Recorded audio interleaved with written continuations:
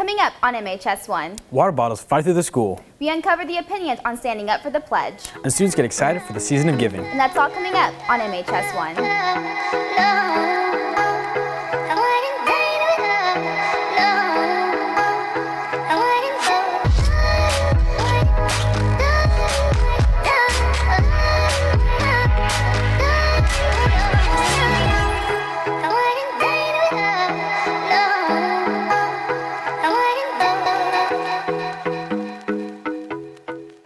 Good morning, McKinney High School. Today's Friday, December 9th. I'm Alec Delgado. And I'm Devin Field, and you're watching MHS1. A differ in opinions has brought sitting down for the pledge a topic of debate amongst students throughout the school. Johnny Miller, Chelsea Villarreal, and Nick Limbo have more on the story. Students at MISD are encouraged to recite and stand for the Pledge of Allegiance every day since they were in elementary school. Some students, however, have conflicting ideas. I'm really kind of to each their own kind of thing on doing the pledge or choosing not to do it. Personally, I choose not to stand for the pledge.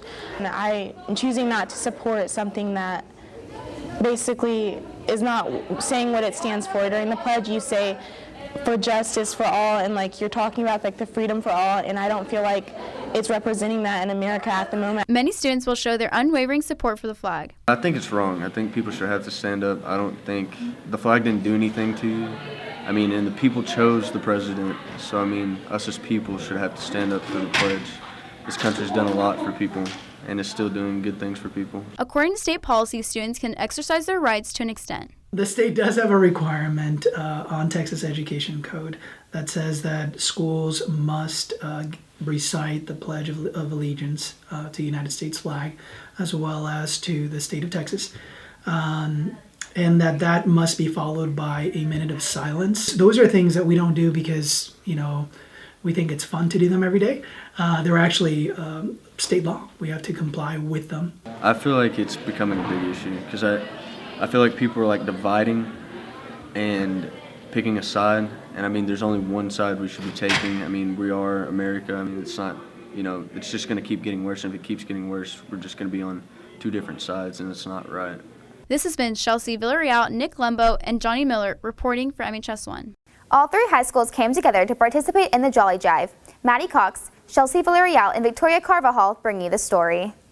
This past Friday, all three high schools came together to put on the annual Jolly Jive dance.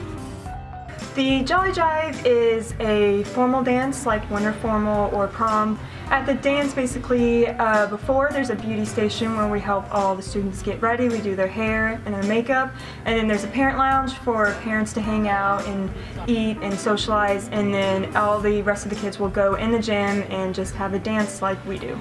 To make this whole thing happen, I worked with student council a lot, and I got the word out via Facebook and McKinney Moms and everywhere. The community helped, and they donated so many things, and it just helped out so much.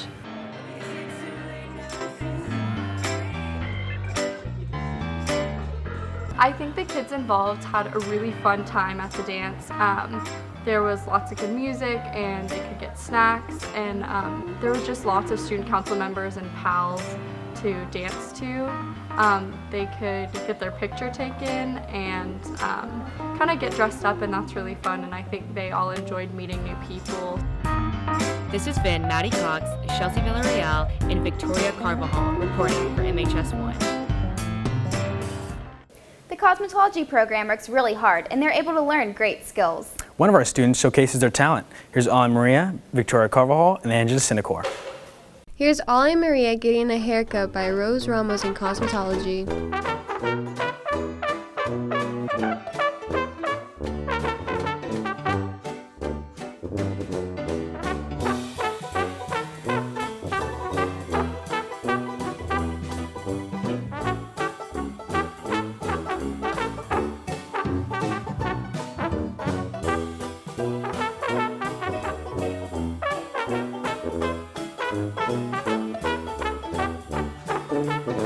Come on down to Cosmetology and book a beauty appointment in room B108. Last week, the Finance Department hosted the Showcase of Dance. Shelby Presack, Gianna Parra, and Kaylee McKelvey were there with the dancers. On Tuesday, November 29th, the McKinney High Marquettes collaborated with the dance team for their winter show. The winter show always is fun because it's an opportunity to showcase our dance students at MHS and our dance team. I'm always pretty confident in the students. There are very few times that I've been unsure of what I'm going to see on stage. This particular show, we have put in quite a few hours. So every day the varsity team practices at least an hour outside of school. As far as the dance classes, they don't do much outside of dance time practice, but my preparation for it, obviously I have to create all of that choreography. So it takes quite some time to cut the music and to create the dances so that I can be prepared to teach them. Marquette captain Elena Horvath shares her experience throughout her high school years of dancing. We put a lot of work into it, and it comes all together at the show. And this is my 4th year doing it, and it's fun to see, to look back and then to look now and see how much has changed.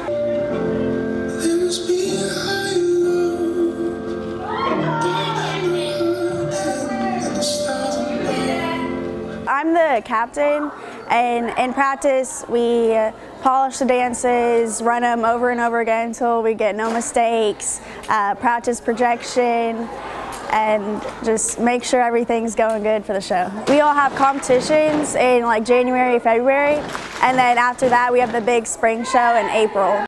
This has been Kaylee McKelvey, Shelby Presack, and Deanna Parra reporting for MHS1. Now here's Johnny with sports.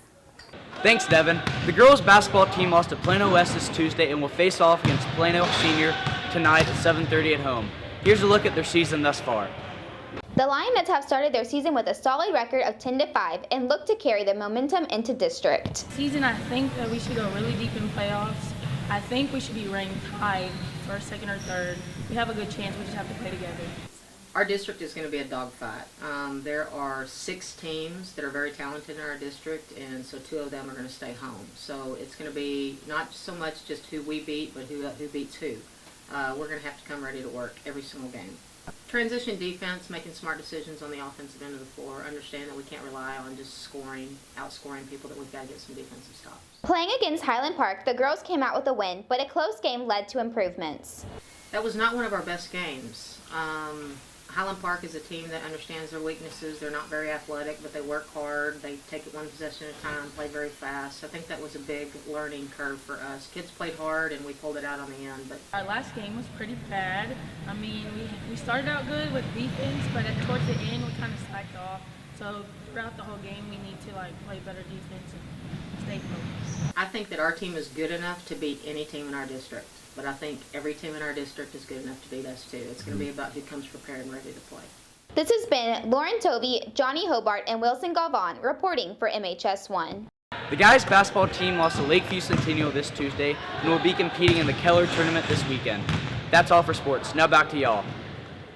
Whether it's sitting in class or walking in the hallway, you're sure to see someone flipping a water bottle. This activity has become such a phenomenon, it's reaching new places. Here's John Mars, Cole Teichelman, and Connor Kelly with the story.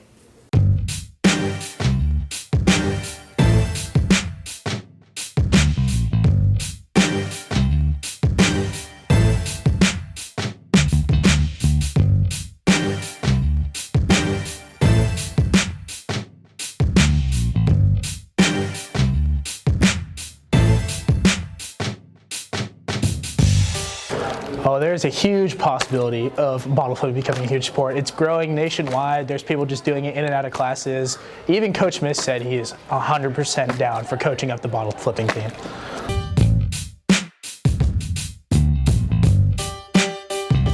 My grandpa and my dad were both really big into water bottle flipping. I just kind of grew up in a water bottle flipping culture.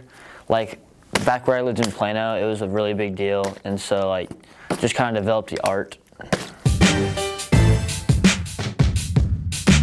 You know, every year the UL does that. They meet about these sports, and this one's been brought in. Everybody's really excited about it. Everybody, I know I've talked to a lot of colleagues of mine, a lot of friends that are coaches, and it's big on their campuses, and we're pushing for it. I mean, it's a big sport and something that I think is going to bring the campus together. We've got a lot of talent on our campus, so I'm really excited about the opportunity that we can put that in the UIL.